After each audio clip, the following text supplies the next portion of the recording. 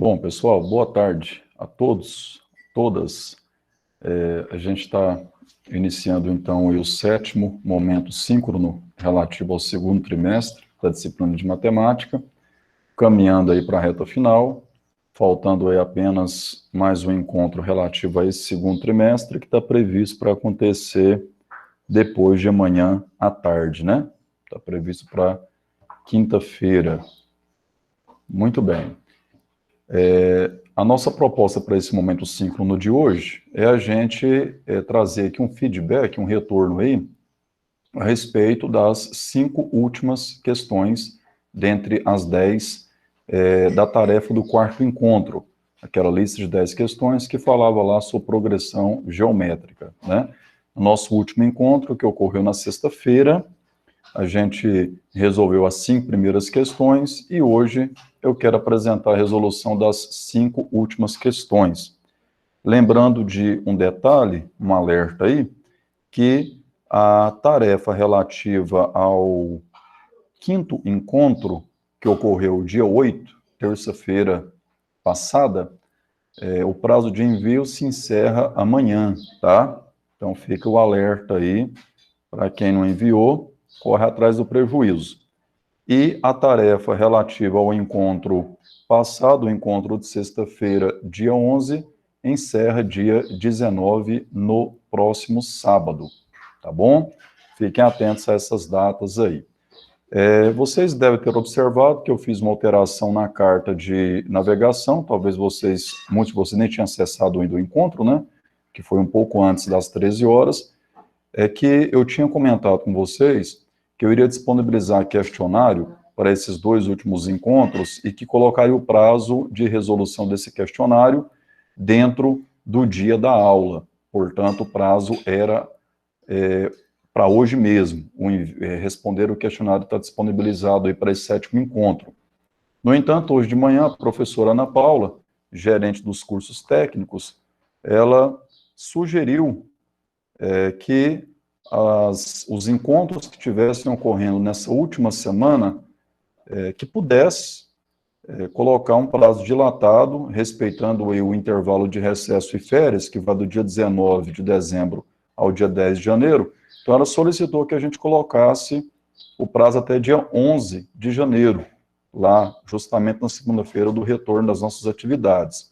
E aí eu resolvi alterar. Então, esse encontro tem aí um questionário para ser respondido como tarefa, e ele pode ser respondido e enviado até segunda-feira, dia 11 de janeiro, tá bom? Então, tinha alguns colegas aí preocupados, alguns mandando mensagem para mim até achando que isso era uma prova, né? E ficaram ali meio ansiosos, mas é só até hoje e tal, tem muita coisa para entregar hoje, para entregar amanhã. Então, quanto ao prazo, agora estamos tranquilos, tá? E o nosso último encontro de quinta-feira não terá conteúdo novo, tá? Os conteúdos se encerram nesse encontro, aí a respeito de determinantes de matrizes de ordem 2, de ordem 1, ordem 2 e ordem 3, e retornaremos com conteúdos no 3º trimestre.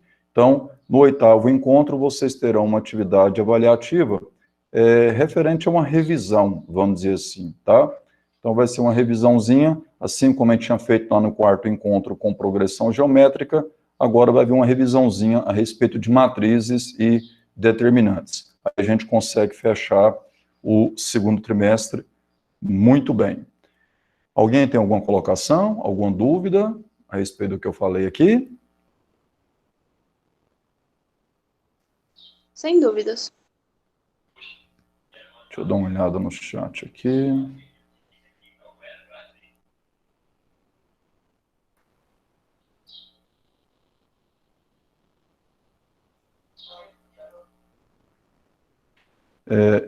Então, Emily, é o que eu tenho feito, né? A respeito de disponibilizar gabaritos, repare que eu tenho não só disponibilizado o gabarito, como eu tenho resolvido na íntegra todas as questões de tarefas dos encontros anteriores, né? Como eu vou fazer aqui agora, né? Eu vou terminar a resolução da tarefa do 4º encontro. Só não poderia aqui, por exemplo, claro, tocar em assunto de questões de tarefas que ainda estão com prazo em aberto, né? Então, por exemplo, as tarefas do quinto encontro para cá, eu não vou comentar agora, né? Eu vou comentar quando a gente retornar com as aulas do terceiro trimestre, tá? Então, sempre eu tenho resolvido as questões justamente para dar esse feedback, tá? Não só oferecer o gabarito, como, inclusive, a resolução na íntegra das questões. Tirei a dúvida, Emily? PC, eu tava falando, tipo, o Jesus, quando ele passava no primeiro trimestre as listas de exercícios pra gente fazer igual o senhor, ele passava Uhum. no final o gabarito já. Só a letra mesmo, a letra certa, tipo, a letra B tá certa e tal. Mas, assim, junto com a atividade, ele Sim. aí eu particularmente eu não gosto, porque assim, isso na minha opinião faz com que o aluno fique ali forçando a resolução, né? Forçando aquele gabarito. Eu particularmente não gosto, assim, eu prefiro que o aluno desenvolva a atividade, e, já pode aí, né? Você já tem aí N artifícios aí de pesquisa, trocar ideias uns com os outros, tirar dúvida comigo no WhatsApp, né? É, além, é claro, de pesquisar, por exemplo, no Google, né, aquela determinada questão.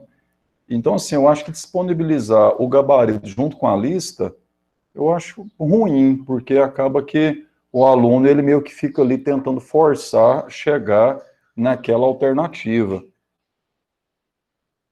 Mas, claro, é opinião de cada um, né? Eu, particularmente, não gosto. Eu prefiro fazer isso aqui. Eu dou o prazo para resolução, e, posteriormente ao prazo, eu venho e apresento a resolução para que o aluno possa tirar dúvidas que, porventura, teve quando estava lá desenvolvendo a atividade.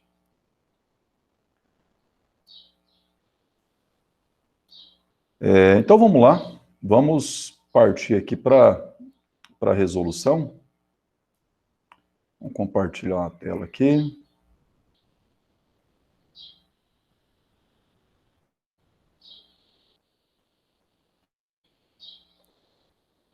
Então, aqui nós temos a sexta questão.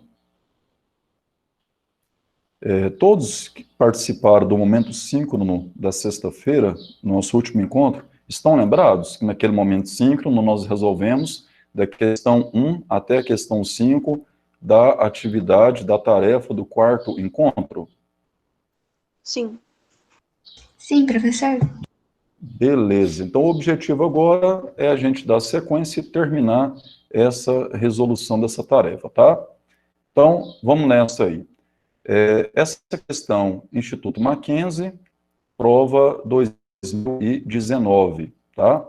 Se o quarto termo de uma progressão geométrica é 2, então o produto dos seus 7 primeiros termos é igual a...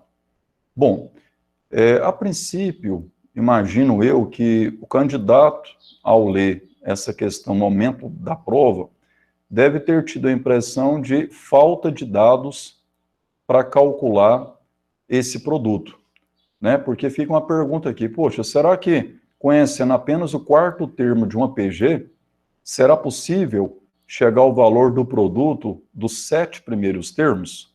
Lembrando que o produto significa multiplicar os 7 primeiros termos dessa PG, né? Bom, você vai reparar no desfecho da resolução que tem um lancezinho bem interessante que, propositalmente, a interligação desse especificamente quarto termo com o produto dos 7 primeiros termos funciona. Dá para chegar nesse valor em números, mesmo com só esta informação na questão. Vamos ver aqui comigo. Formulazinha no termo geral da PG, como tanto já falamos, né?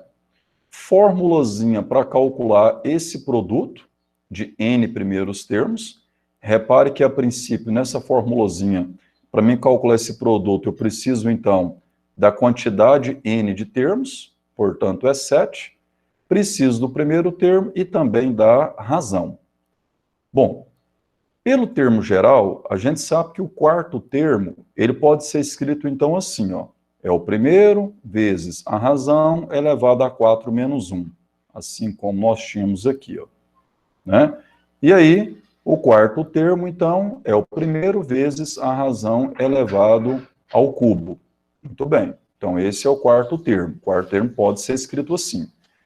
Se ele disse para nós que o quarto termo é 2, então a gente entende que A1 vezes Q ao cubo, por ser, então, o quarto termo escrito a partir do primeiro, então, A1 vezes Q ao cubo é igual a 2, né? Já que isso aqui representa o quarto termo. Legal. Nós temos, então, como informação na questão, esse dado, de que A1 vezes Q ao cubo é igual a 2. E queremos calcular o produto. Se eu escrever esse produto, por enquanto, a única coisa que eu conheço em números aqui é o N, então nós teremos essa escrita, de que o produto dos 7 primeiros termos é igual ao primeiro elevado a 7, olha só, vezes Q elevado a, olha como é que é a fração. Então, 7 vezes 7 menos 1 sobre 2. 7 menos 1, 6. 6 vezes 7, 42. Dividido por 2, 21. Então, o produto dos 7 primeiros termos é o primeiro elevado a 7 vezes a razão elevada a 21. Beleza. Então, olha agora o fato interessante que vai ocorrer a partir de agora. Repare que o produto dos 7 primeiros termos, por enquanto, está dependendo de que eu saiba valores de primeiro termo e da razão. No entanto, o que eu sei é que essa multiplicação do primeiro pela razão ao cubo é igual a 2. E aí, gente, tem uma jogadinha que é o seguinte, nessa informação, eu posso reescrever isso aqui priorizando, isolar A1 ou a razão. Se eu isolar o A1, por exemplo, eu tenho isto, né? Que é o cubo está multiplicando, então vai passar dividindo, ou seja, dividimos os dois membros por Q ao cubo, e chegamos aqui em A1 como sendo 2 sobre Q ao cubo.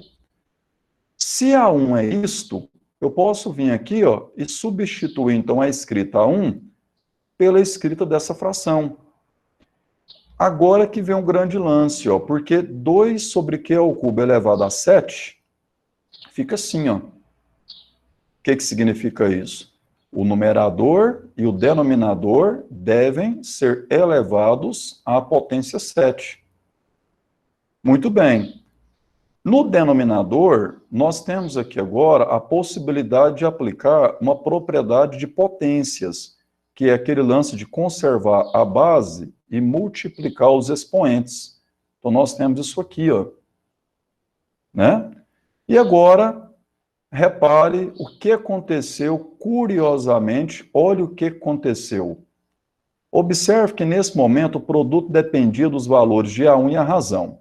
Quando eu usei a informação da questão e fiz essa substituição, eu ainda não tinha aqui a expectativa de ter o valor desse produto dos 7 primeiros termos em números. Parecia que eu ainda ficaria dependendo, ficaria em função do valor da razão.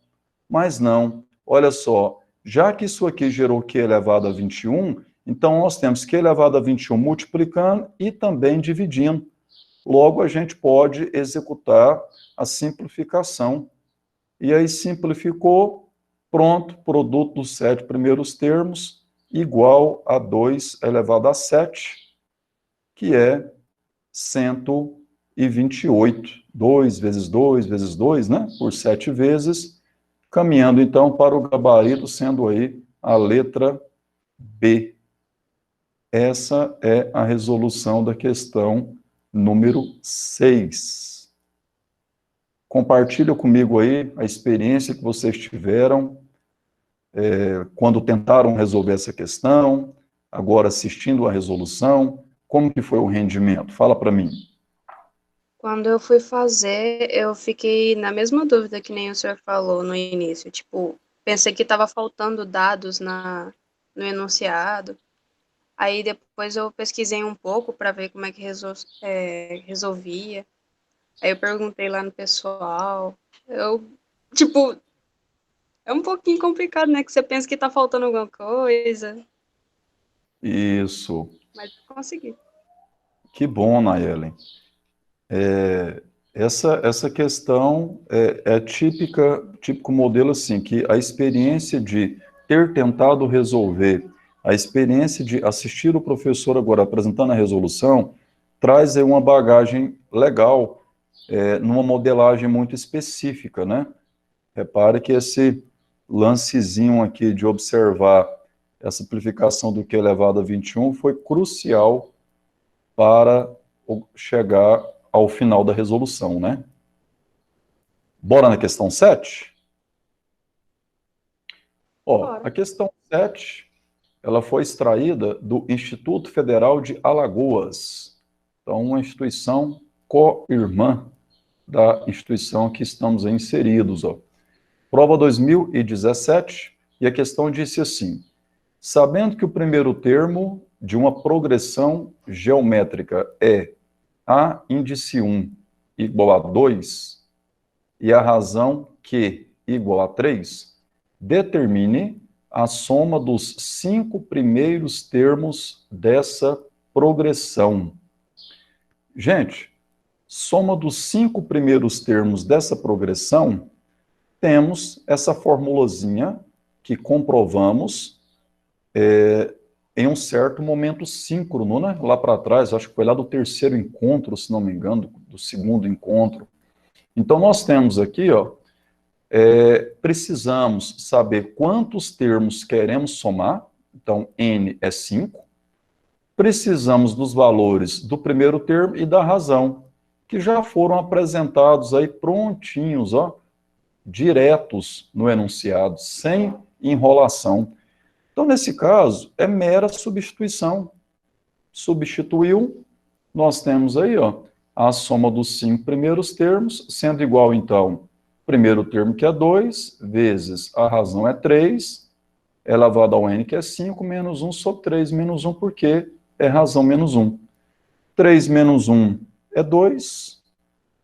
Como tem um 2 multiplicando e um 2 dividindo, a gente pode simplificar, né? Ou seja, dividir 2 por 2, que é 1, ficando apenas com essa subtração, chegando então que o valor da soma dos 5 primeiros termos dessa PG é 242. Muito, mas muito simples essa questão. Aliás, nessa questão em específico, como a quantidade de termos que estamos querendo somar é uma quantidade pequena, apenas 5 primeiros termos, e os valores de primeiro termo e razão são números relativamente pequenos também, aqui, na verdade, mesmo que o candidato não soubesse da fórmula para somar isso aí, ele podia escrever, né? Escreve a PG até o quinto termo. Então, o primeiro termo é 2, como é PG, a razão é multiplicada, então 2 vezes 3 gera o segundo termo, que é 6, 6 vezes 3, 18, 18 vezes 3, 54, 54 vezes 3, 162. E aí, de posse agora desses 5 termos escritos, ele pode, né, somar parcela por parcela e chegar a esse resultado. Tudo bem? Alguma colocação a ser feita nessa questão 7? Eu achei ela bem simples até. Com certeza ela foi uma das mais tranquilas, né? Dentre essas 10 questões aí, né? Eu até achei que estava errado, que eu virei e falei assim, nossa, tá simples demais. É assim, né? Quando a questão é difícil, incomoda. Às vezes, quando a questão é fácil, mas aí a gente cria aquela insegurança, né? Poxa, será que é só isso mesmo? Não tem nenhum peguinha aqui, não? Deixa eu ler esse enunciado de novo. Aí, às vezes, Geralmente é assim. você mais demora a fazer. Você fica, gente, será que tá certo? É que é isso mesmo, não tem nenhum peguinho aqui nessas alternativas, não. Isso mesmo. Bora na questão 8, então. A questão 8, também Instituto Federal, agora o IFG, o Instituto Federal de Goiás. Não sei se todos aí sabem, no estado de Goiás nós temos duas redes de IFs, né? A rede IF Goiano, a qual nós pertencemos, e o IFG, que também é conhecido por IF Goiás, tá? Bom, vamos lá. Prova 2016. Os benefícios da corrida vão muito além de um corpo bonito e definido. A prática resulta no bem-estar físico, na prevenção de doenças do coração, na melhoria do humor e da qualidade do sono, estimulando o raciocínio e a memória, trazendo o equilíbrio mental e a saúde para o corpo. A regularidade do exercício faz com que o corpo se acostume aos poucos com esforço e consiga progredir. Pessoas que não costumam praticar atividade física têm menos fôlego, porque a sua atividade aeróbia é fraca. E por conta disso, a capacidade física é menor, explica o técnico de atletismo Carlos Ventura, autor de livros de corrida como Manual do Corredor. Diante do exposto, Pedro, em busca de hábitos saudáveis e de melhoria no condicionamento físico, corre a cada dia o dobro da distância que correu no dia anterior. No terceiro dia de treinamento, correu 4.400 metros. É correto afirmar que a distância que ele correu no sexto dia é de...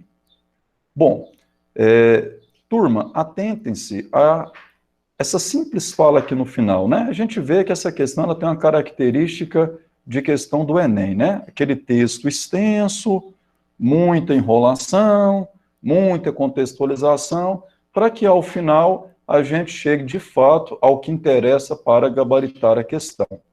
Repara então que o que interessa está logo aqui no finalzinho, ó. Pedro corre o dobro da distância que correu no dia anterior. No terceiro dia, ele correu 4.400 metros. Então, no quarto dia, espera-se que ele tenha corrido 8.800 metros. Ou seja, é só pegar o terceiro termo vezes 2, já que é o dobro, né?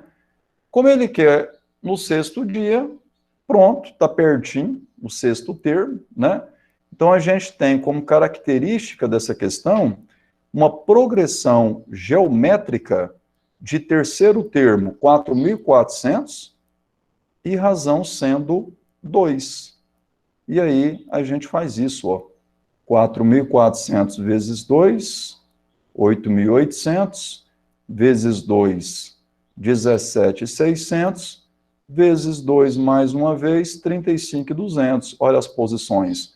Terceiro, quarto, quinto, sexto termo. Então, espera-se que ele tenha corrido no sexto dia 35.200 metros. Diga-se de passagem, essa estrutura de treino aqui do rapaz, o Pedro, é bem audaciosa, né?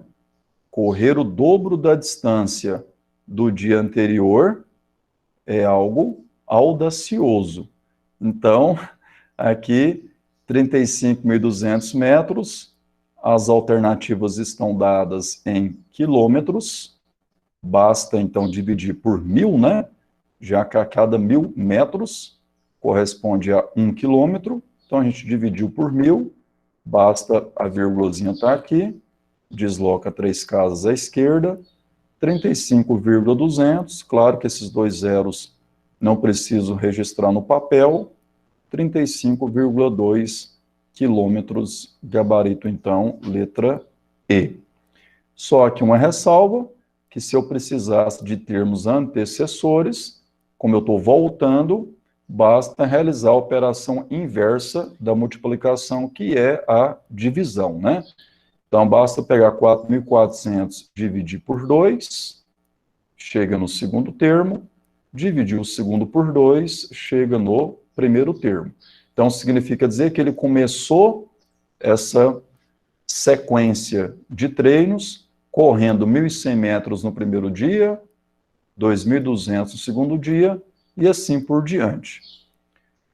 Um outro fato importante que eu chamo a atenção de vocês é uma questão simples, mas que ela poderia ter um peguinha no final, que é isso aqui, ó. É correto afirmar que a distância que ele correu no sexto dia é de... No sexto dia, está aqui. Mas ele poderia perguntar, poderia cobrar de mim a distância que ele correu até o sexto dia. Então, se ele troca esse no por até, o que eu teria que fazer para mim gabaritar essa questão? Somar todos os... Somar, né? Muito bem. Aí teria que fazer a soma do que ele correu do primeiro até o sexto dia, né? E aí aquele candidato menos atento, de repente, se dentre as alternativas tem esse 35,2, muitos iriam assinalar essa alternativa pegando só o que ele correu no sexto dia, não se atentando para que o até significa um somatório do primeiro ao sexto dia. Tá certo? Certo. Essa também foi fácil? Eu achei tranquilo, nem usou fórmula nem nada. Exato. Dava para resolver numa boa, né? Só mesmo com a interpretação. E fato que ocorre em muitas questões, dentre as 45 questões de matemática no Enem, né? Por exemplo. Então vamos lá. Nona questão, agora Universidade Estadual de Feira de Santana, Bahia, prova 2016. Se infinitos quadrados, cujas áreas formam uma progressão geométrica decrescente de razão que pudessem ser empilhados, como na figura, e o quadrado da base tivesse uma área de 1 metro quadrado, a altura da pilha, em metros, seria... Bom, galerinha, a grande sacada dessa questão perpassa aqui por 2, 3 etapas, que é a seguinte: a primeira etapa é você perceber que para mim chegar na altura desse empilhamento, dessa torre, nós precisamos ter aqui, ó, o tamanho do lado de cada quadrado. Repare que a altura, por exemplo, aqui do primeiro quadrado, nada mais é, claro, do que o tamanho do seu lado.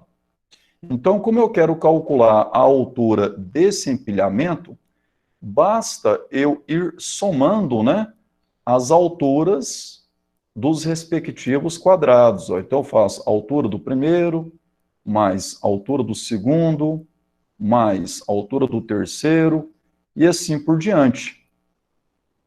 Um fato interessante é o seguinte: ele fala a respeito de infinitos quadrados. Então, no primeiro momento, um candidato menos experiente vai falar, mas vem cá, se são infinitos quadrados, como que o cara quer que eu calcule a altura dessa pilha?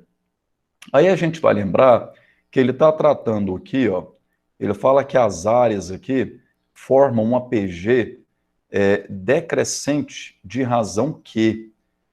E aí nós vamos recordar o seguinte: quando nós temos uma PG de termos positivos, que aqui estou falando de área, né? Então são termos positivos.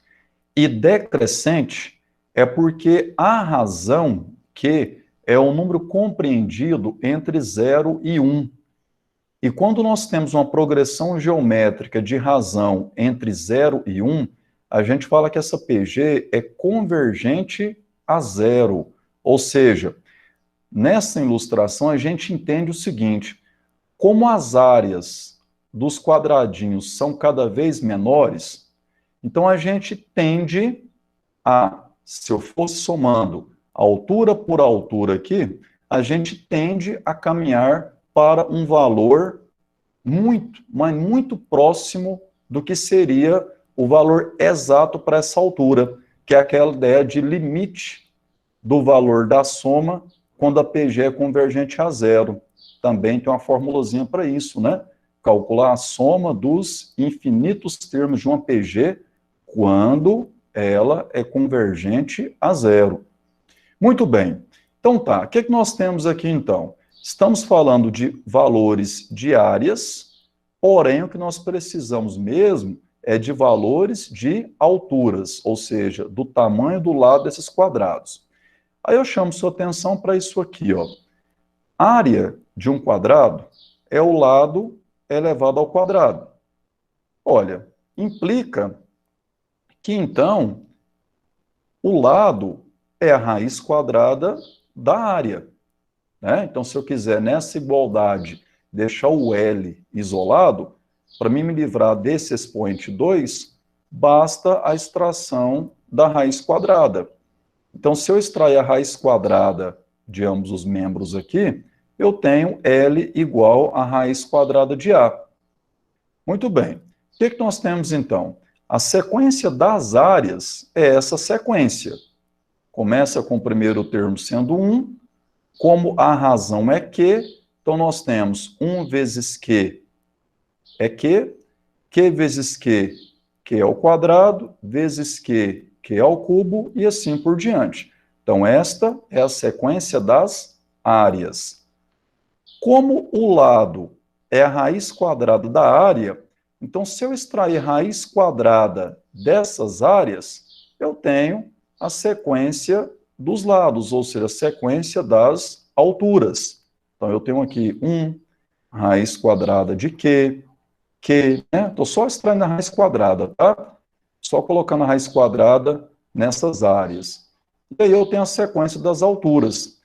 Se eu estou extraindo a raiz quadrada das áreas, e a razão aqui nas áreas era Q, há de se esperar que aqui eu continue tendo uma progressão geométrica, só que agora de razão, raiz quadrada de Q.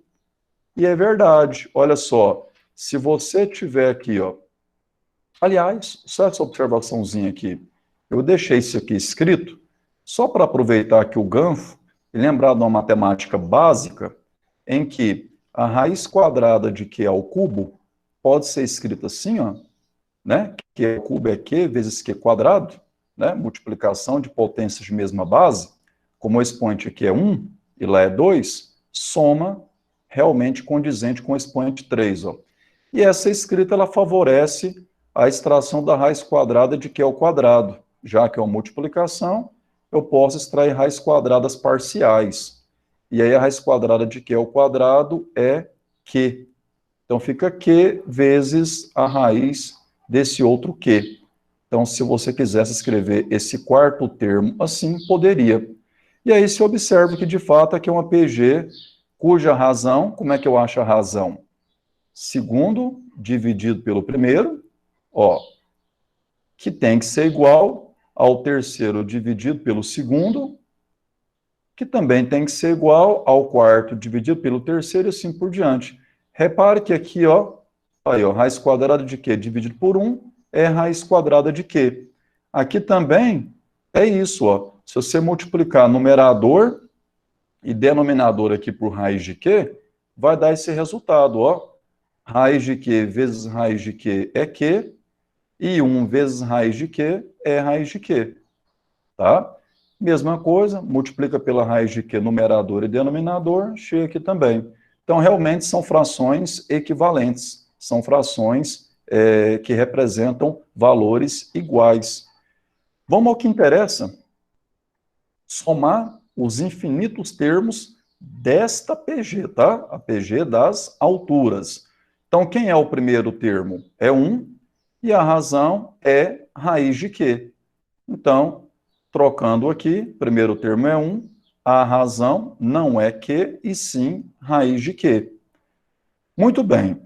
Esse é o valor, essa é a escrita que eu tenho nesse momento para o limite da soma das infinitas alturas desses quadrados. Portanto, esta é a fração que representa a altura desse empilhamento. Só que aí, quando eu olho nas alternativas, não tem nenhuma alternativa escrita com essa carinha, escrita exatamente assim.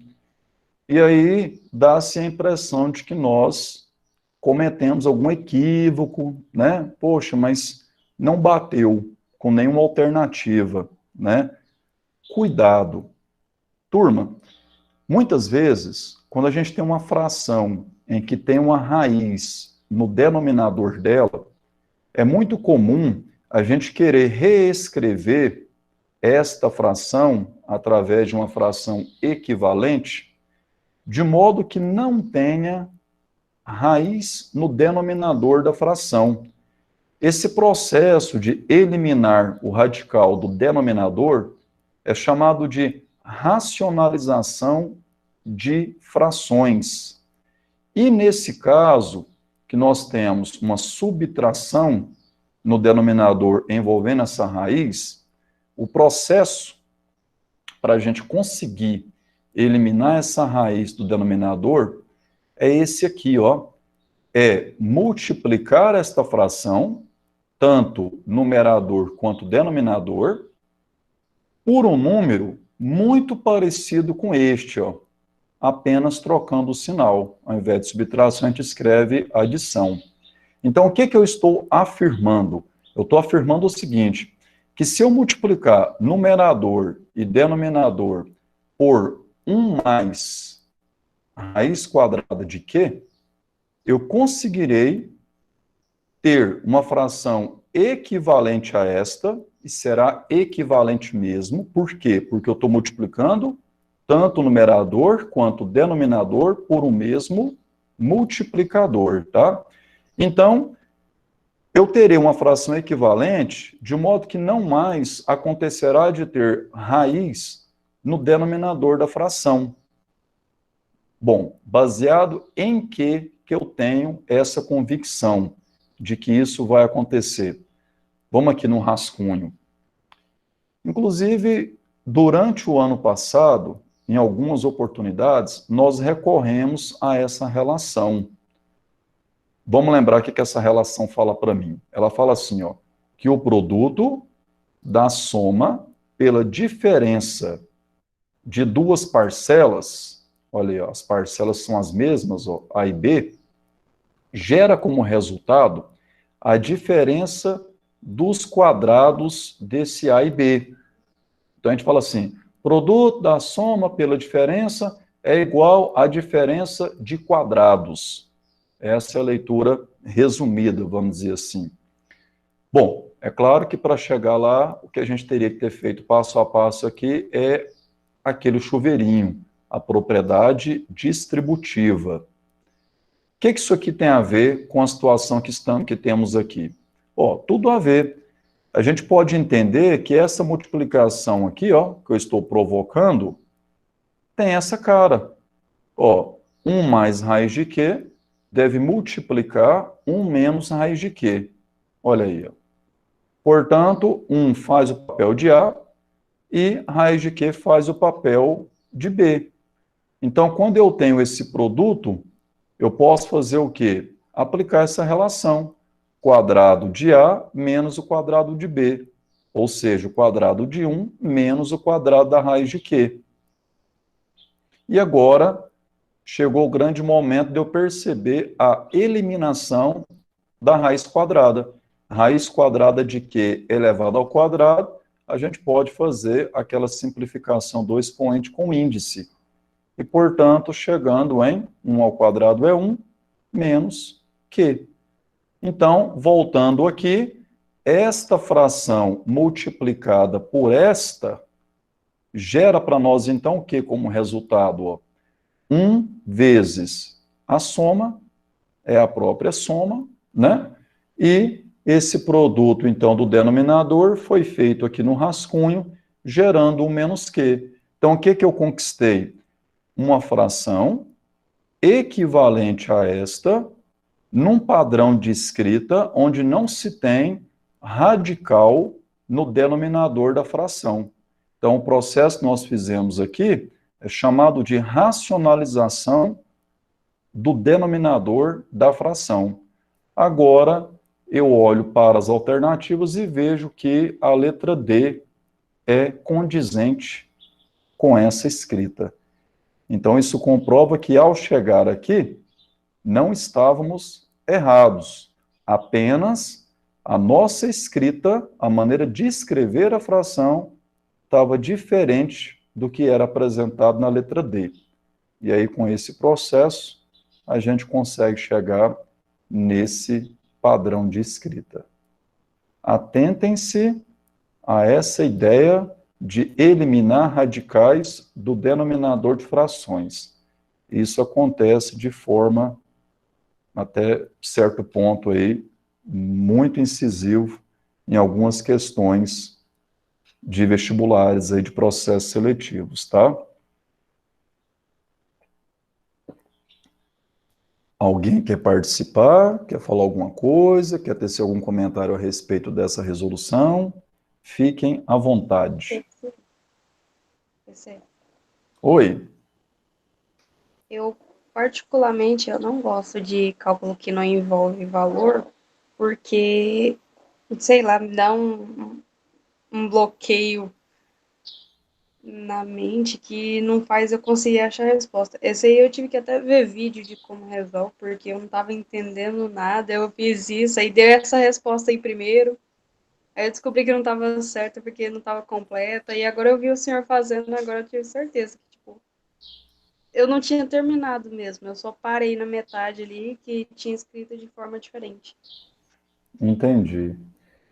Essas questões que envolvem letras, né, no cálculo, e acaba que no final a gente fica, então, em função, fica ali dependendo de uma letra, como aqui nós ficamos dependendo aqui de quê, né, da razão, daquela PG das áreas, de fato, essas questões elas são chamadas de algébricas, tá? Esse é o nome técnico, por conta de depender de incógnitas, e claro, sem dúvidas, né, de que são questões que exigem uma certa organização, uma certa interpretação e habilidade matemática, né, um traquejo matemático ali para percorrer todas as etapas da resolução, né?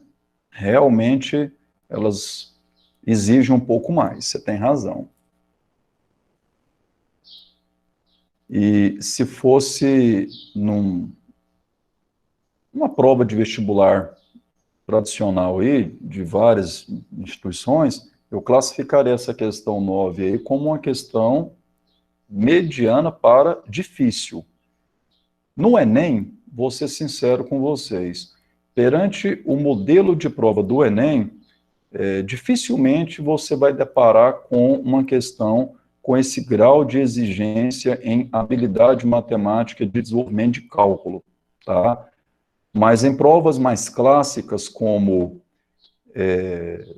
por exemplo, Unicamp, UFO, FUVEST, essas universidades estaduais, federais, que têm lá seus vestibulares próprios ainda acontecendo, que não utilizam 100% nota do Enem no processo seletivo, a maioria delas tem questões mais tradicionais. Não são questões de grande contextualização, e sim questões que vão cobrar realmente essa habilidade matemática no desenvolvimento dos cálculos, tá? Bora na questão 10 aí? Bora. Ó, Instituto Federal de Pernambuco, prova 2016. O Bang Jump, também conhecido como ioiô humano, é um esporte de ação praticado em todo o mundo. Nesse esporte, o atleta executa saltos de pontes, balões, torres, helicópteros ou guindastes onde a pessoa fica presa a um cabo elástico. Um indivíduo salta de um bungee jump e percorre na primeira descida 80 metros. Em seguida, cada vez que o cabo elástico é esticado ao máximo, o atleta sobe 3/4 de sua altura anterior. Sabendo que esse movimento será realizado uma infinidade de vezes até parar, qual a distância total percorrida por esse atleta?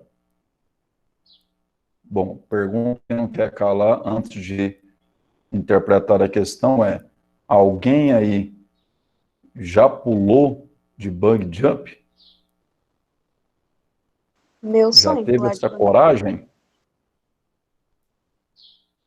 Quem Eu falou meu queria, sonho, hein? realmente. Eu, na Ellen. Tem coragem, Ellen? Eu tenho. Você não tem, não? Oh, de jeito nenhum. Tem duas coisas que não me pegam, Ellen: altura e água. Nossa. Tenho medo de altura, mas medo mesmo. E água? Água corrente, de rio, por exemplo, Você tem tô medo, fora. você tem talassofobia? Ah, eu devo ter alguma coisa dessa, eu tenho, viu? Aquela fobia de, tipo, fundo do mar, não poder tocar o chão, não enxergar o fundo. Isso, é mais ou menos por aí. E a altura para você ter uma ideia, se for preciso de eu dar um reparo em casa e subir numa escada para ir no telhado, tô fora, contrato alguém. É sério. Então vamos lá. Galerinha, então aqui, ó, eu acho que ao ler a questão, ficou caracterizada PG, porque ele fala que a primeira descida ele percorre 80 metros, em seguida, cada vez que o elástico é esticado ao máximo, o atleta sobe 3/4 de sua altura anterior. Calcular 3/4 de 80 significa fazer 3/4 vezes 80. Ou seja, o que nós estamos fazendo? Nós estamos pegando o número 80 e multiplicando por 3/4. E aí a gente pode fazer 80 vezes 3, como aqui o denominador do 80 é 1, 1 vezes 4, então gera 240 dividido por 4, logo 60.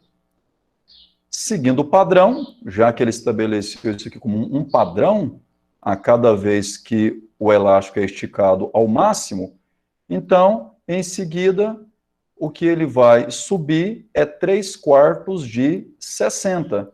Então, 60 vezes 3, 180 dividido por 4, 45. Então, você tem essa sequência, ó.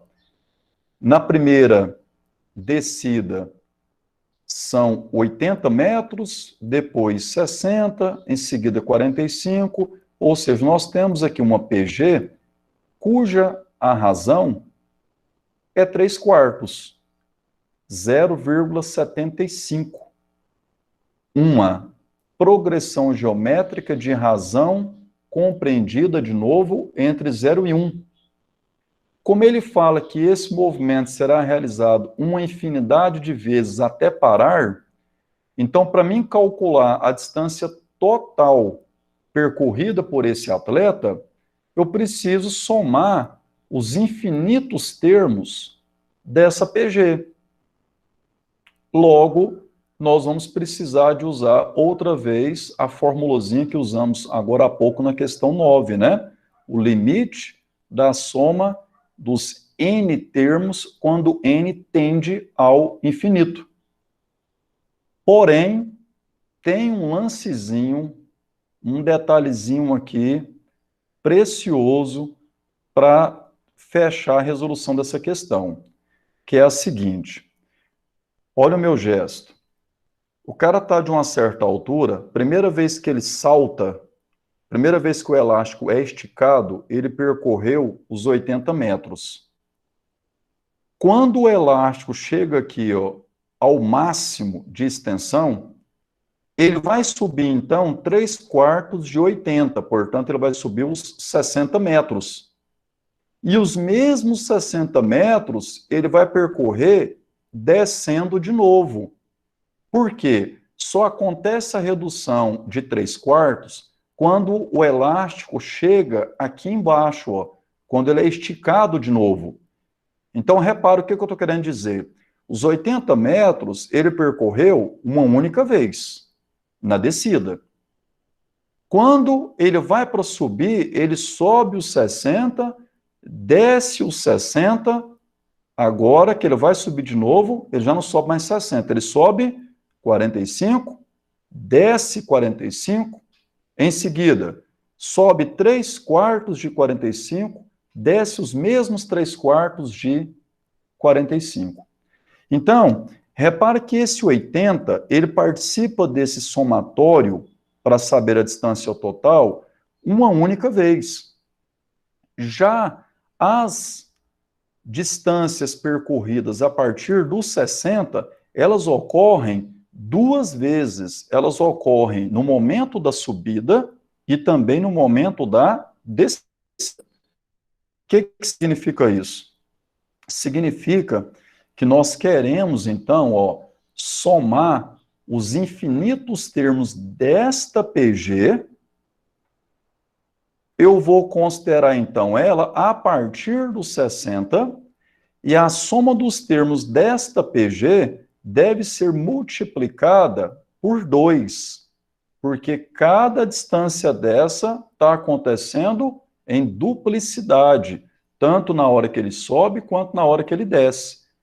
Já o 80, ele participa apenas uma vez, só durante a descida inicial. Por isso, usando essa formulazinha para somar os infinitos termos desta PG, o que nós temos então? O 80 participando uma única vez, mais duas vezes esta soma, onde o primeiro termo, então, é o 60, e a razão são os 3/4. E aí, como desenvolver este cálculo? Podemos começar fazendo essa subtração, e aqui está bem tranquilo, ó. É só você pensar assim, você tem uma laranja inteira, pega essa laranja inteira, divide ela em 4 partes. E dela inteira, você quer excluir 3 das 4 partes. Portanto, vai sobrar uma das 4 partes. Então, 1 menos 3/4 resume-se em 1/4. Agora, eu tenho essa divisão, a gente conservar a primeira fração, que é o 60, ou seja, 60 sobre 1, né? Para ser mais preciso, e multiplicar pelo inverso de 1/4. O inverso de 1/4, a gente sabe que é 4. Então, o 80 e o mais duas vezes, eu só vim copiando, ó. Aí. Agora é só realizar as multiplicações e depois a adição. Então, multiplicou aqui, nós temos 120 vezes 4, 480, que somado a 80, 560 metros é a distância total que esse atleta percorreu nesse brinquedinho que eu diria, para mim, muito sem graça. Certo? Então, tá aí o gabarito da questão, a letra B. E aí, vocês entenderam esse lance de desprezar, de contabilizar o 80 apenas uma vez e as distâncias a partir dos 60 duas vezes? Entenderam como que eu apliquei esta fórmula? Conta para mim aí. Quando eu fui resolver, eu tava imaginando o brinquedo, sabe? Aí eu fiz o movimento quando ele desce, com a mão igual o senhor fez. Tipo, ele fez 80 uma vez, aí ele sobe mais um pouco, aí ele reduz. Mas eu consegui fazer. Certo. E esse modelo de questão, ele é clássico, mas clássico demais. 23 anos aí de profissão enquanto professor de matemática, e também contabilizando ali tempos ali de ensino médio, preparação para vestibular, eu deparei por várias vezes com questões mais ou menos nesse contexto aí. Então, é um modelo de questão bem batido mesmo, tá? Muito clássico. De tempo em tempo, eu acabo deparando aí com a questão nesse estilo. Bom, galera, então, as resoluções foram estas.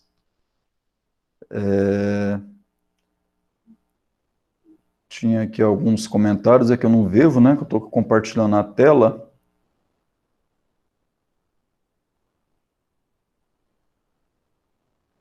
Uhum. Ok. Certo. Bom, pessoal, então, essa foi a resolução das 5 últimas questões. Então, a gente finaliza com isso aí a resolução de todas as questões da tarefa do quarto encontro. Fico muito feliz porque consegui trazer para você um retorno, apresentar a resolução, né? Todas as tarefas, desde o início das aulas remotas até esse quarto encontro que ocorreu no dia 24 de novembro. Então, as tarefas do quinto encontro, dia 8, terça-feira passada, para cá, a gente, como está dentro do prazo, né, de execução aí, a gente vai trazer o retorno lá no início do terceiro trimestre, quando a gente retornar das nossas merecidas férias.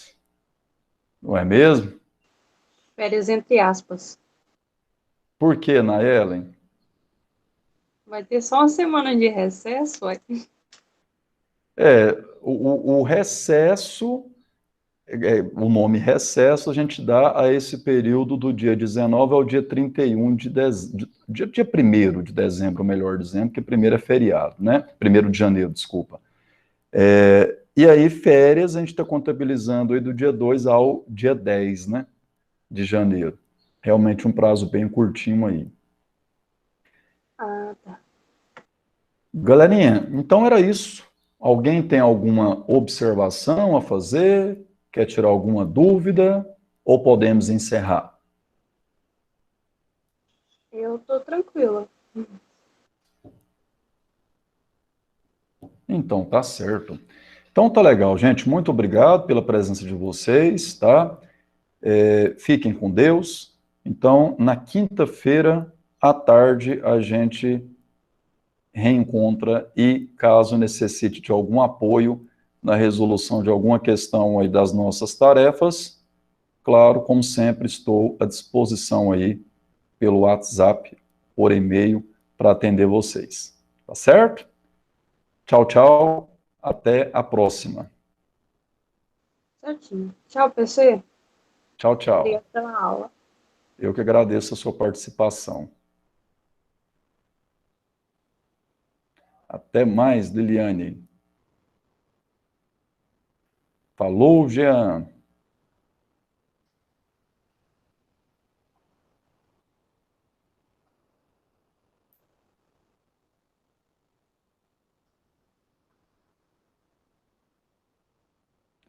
Valeu, Lucas. Até.